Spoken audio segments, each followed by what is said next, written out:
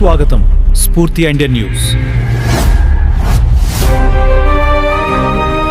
వరంగల్ నగరంలో రాజకీయ ఉద్రిక్తతలు మరింత ముదురుతున్నాయి.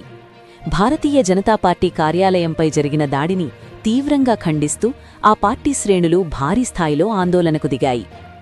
ఈ ఘటన రాష్ట్ర రాజకీయాల్లో మరోసారి చర్చనీయాంశంగా మారింది. ఈరోజు వరంగల్ నగరంలోని చంద్రకాంతయ్య కూడలి సాక్షిగా తీవ్ర నిరసనలు వెల్లువెత్తాయి. జిల్లా బీజేపీ అధ్యక్షుడు గంటరవి ఆధ్వర్యంలో పార్టీ కార్యకర్తలు పెద్ద ఎత్తున ధర్నా చేపట్టారు.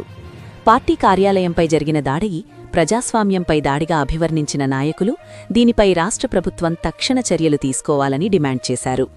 నిరసన కార్యక్రమంలో పాల్గొన్న నేతలు మాట్లాడుతూ ఇది సాధారణ ఘటన కాదని, రాజకీయ కుట్రలో భాగంగా జరిగిన చర్య అని ఆరోపించారు.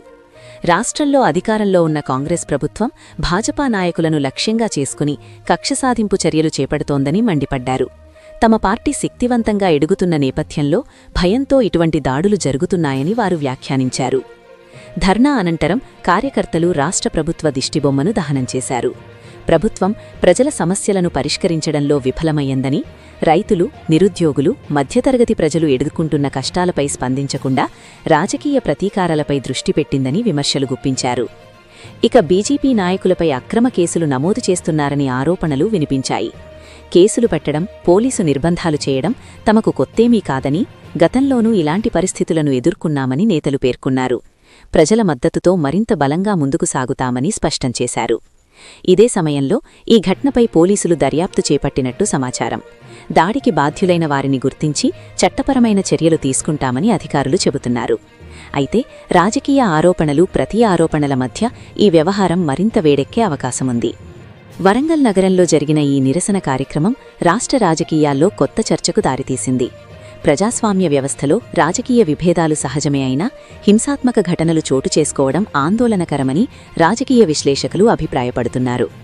మొత్తానికి కార్యాలయంపై దాడి, దానికి ప్రతిగా నిరసనలు, ఆరోపణలు ఇవన్నీ కలిపి రాష్ట్ర రాజకీయాల్లో ఉద్రిక్తతలను మరింత పెంచుతున్నాయి.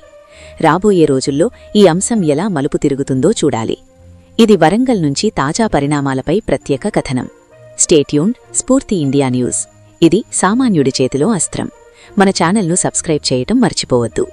నిజాం పాలనను తలపిస్తున్న ఈ రేవంత్ రెడ్డి పాలన మనందరం చూస్తున్నాం. మొన్న బన్సువాడలో హిందూ మహిళపై మతోన్మాద శక్తులు అత్యాచారానికి పాల్పడడం చూశాం. ఆ కుటుంబాన్ని పరామర్శించడానికి భారతీయ జనతా పార్టీ రాష్ట్ర అధ్యక్షుడు రామచంద్రరావు గారు వెళ్తుంటే వారిని అక్రమంగా పోలీసులు అరెస్ట్ చేసి కొల్లారం పోలీస్ స్టేషన్ కి తరలించడం జరిగింది.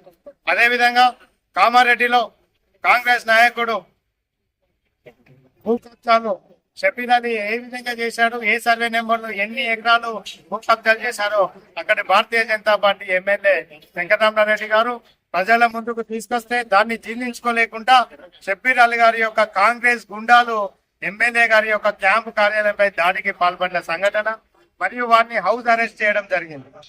ఏదైతే వారిని పరామర్శించడానికి వెళ్తున్న భారతీయ జనతా పార్టీ ఎమ్మెల్యేలను, ఎంపీలను, ఎమ్మెల్సీలను రాజ్యాంగంలో ప్రతిపక్ష పార్టీ ప్రజాప్రతినిధులకు కల్పించిన హక్కులను, ప్రజాస్వామ్య హక్కులను హరిస్తూ వాటిని దక్కకుండా తెలంగాణ పోలీస్ వ్యవస్థను దుర్వినియోగం చేస్తూ ఈరోజు రేవంత్ రెడ్డి పాలన కొనసాగుతూ బీజేపీకి సంబంధించిన ఎమ్మెల్యేలను, ఎమ్మెల్సీలను, ఎంపీలను హౌస్ అరెస్ట్ చేసిన ఘటన మనం వారం రోజుల నుంచి చూస్తున్నాం.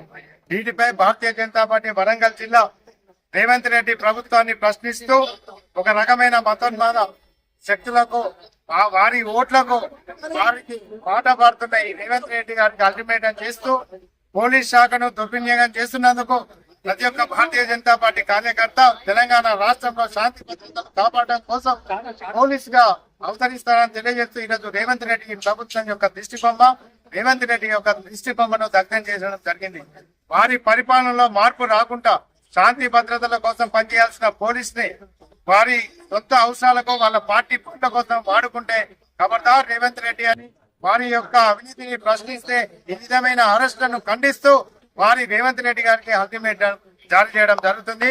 వారు వెంటనే వారి యొక్క పద్ధతి మార్చుకోవాలని భారతీయ జనతా పార్టీ కార్యకర్తలు అందరం కూడా వారిని అల్టిమేట్ డిమాండ్ చేస్తారు.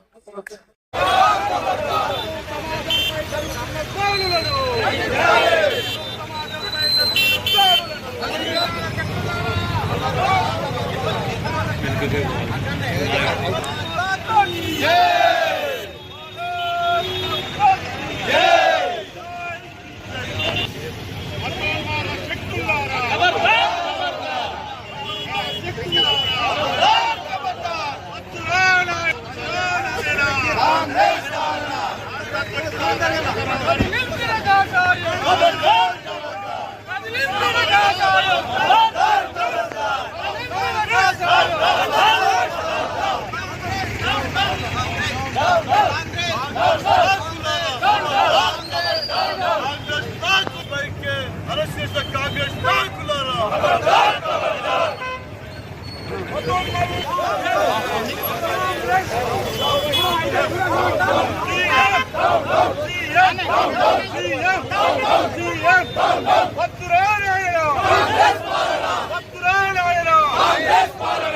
సమాజంపై జరుగుతున్న మనోబల దాడులను